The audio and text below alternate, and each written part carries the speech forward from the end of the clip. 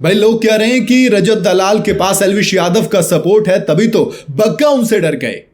मेरे मन में सवाल आया कि इधर हाँ यार, रजत दलाल गाली पे गाली बके जा रहे थे, भूत बना दूंगा तेरा 2 मिनट में, बीच में गेट का फासला नहीं तो तुझे यहीं बता देता, मैं गवार नहीं हूं जो ऐसा करूंगा ये वो। और बग्गा उधर हंसकर बात करते रहे थे।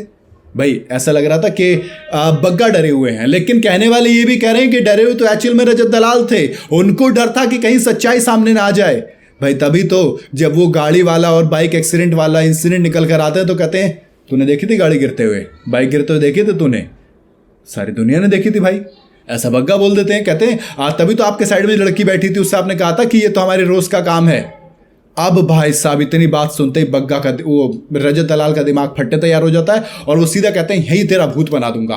अब मुझे ये चीज समझ नहीं आई कि वो बग्गा जो कि बीजेपी के बड़े नेता हैं, वो बग्गा जिन्होंने चुनाव लड़ा है बीजेपी के टिकट पर, वो बग्गा जो कि यूथ बीजेपी के बड़े लेवल पर अधिकारी भी हैं, वो बग्गा जिन्होंने जेल भरो आंदोलन किया, वो बग्गा जो कि दोस्त किसी को भी सुनाने से पहले नहीं थमते, वो बग्गा क्या रजत दलाल से डर गए? तभी तो हंसकर बात कर रहे थे। इधर रजत दलाल उन्हें गाली पे गाली दिए जा रहे थे, उधर मैं तो सोच रहा हूं चाहत पांडे किसकी तरफ थे भाई? नहीं मतलब चाहत की वजह से ही तो बग्गा जेल गए थे ना, और चाहत बाहर हैं क्योंकि बग्गा जेल के अंदर हैं। लेकिन चाहत उधर रजत दलाल का साथ दे रही थी। वो कह रही नहीं नहीं, हो सकता है किसी एडिटर ने वो लगा दिया हो, अगर बाइक वाला गिरता तो वो कंप्लेंट करता, दुनिया के सामने आता, लेकिन ऐसा तो कुछ हुआ ही नहीं। उधर रजत दलाल कह रहे मैं तो 150 पे गाड़ी चला रहा था, मैं आगे जाके मुड़ा। पहली बात तो इंडिया में कौन सा ऐसा हाईवे भाई साहब जहां पर 150 की स्पीड लिमिट अलाउड है, मुझे बताना जरा। और इतना सब कुछ करने के बाद रजत दलाल बग्गा पे हावी हो रहे थे। अब मैं समझ नहीं पा रहा हूं बग्गा मतलब दबे क्यों? क्या वाकई में एल्विश यादव वजह है?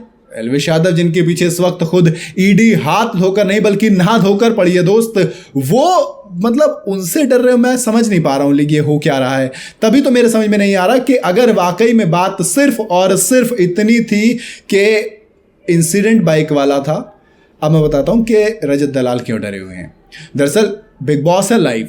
अब अगर यहां पे रजत दलाल ने जरा सी बात कबूली या फिर वो बात ज्यादा सामने आई तो दोस्त कुछ और नहीं होगा, वो जो अब तक सिर्फ कंप्लेंट थी वो उनके लिए सजा बदल जाएगी, वो एक्चुअल में उनके लिए जेल बन जाएगी जगह। अभी तो बिग बॉस की जेल है इस घर में, वो सिर्फ बिग बॉस की जेल में जा सकते हैं। लेकिन अगर बाहर कुछ हुआ, अगर ये मामला बाहर सामने आया तो फिर रजत दलाल को असली वाली जेल जाना पड़ेगा, और उसी चीज से वो डर रहे हैं भाई। तभी तो होगा आप शॉर्ट टेम्पर, आपकी सबसे लड़ाई हो रही है, आप जल्दी गुस्सा करते हैं, आप पता नहीं फिटनेस इन्फ्लुएंसर किस नाम से, आप मुझे तो ऐसा लग रहा है कि लड़ाई के ब्रांड एम्बेसडर, कलेशो के ब्रांड एम्बेसडर लग रहे हैं। तभी तो रजत दलाल ने जब मतलब सलमान खान ने लपेट लिया था और करण ने, उन्होंने कहा नहीं तो भैया तरीका तो दूसरा भी हो सकता था ना समझाने का।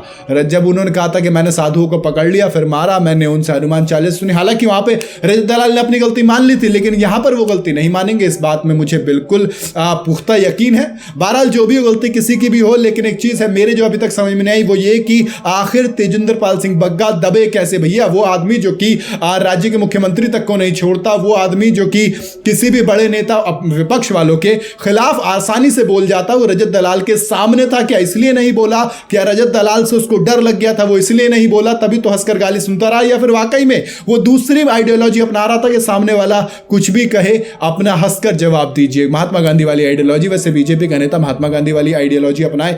ओहो, ये थोड़ा सा मुझे कम हजम होने वाली बात है। बाकी आपको क्या लगता है, क्या वजह थी, मुझे कमेंट में जरूर बताइएगा। वीडियो अगर आपको पसंद आई हो तो इसे लाइक और शेयर जरूर करें। जाते जाते चैनल को फॉलो और सब्सक्राइब जरूर करते जाइएगा।